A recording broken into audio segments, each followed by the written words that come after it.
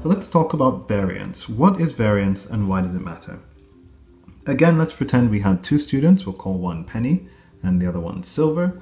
And we'll say that they both did 4 tests. So they're both students at the same university. They did 4 tests.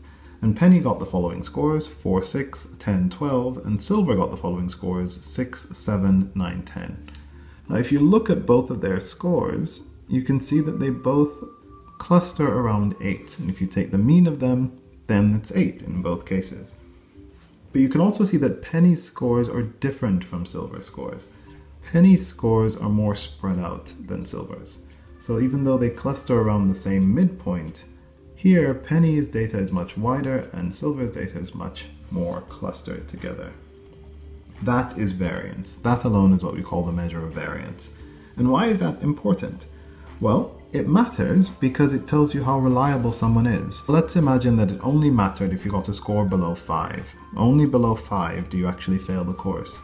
In that case, Penny is doing worse because her scores tend to drop below 5. And if you were to have more tests administered, you'd be concerned that Penny might not get scores that allow her to pass the course.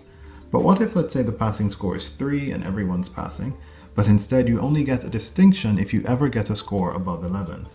Well, here Penny's doing much better. So Penny gets scores above 11 sometimes, but Silver never actually does. His highest score is 10. That's one of the reasons why variance is important. It tells us how likely scores are not just to hit a mean or to cluster around a mean, but how far away from that mean they'd be able to go.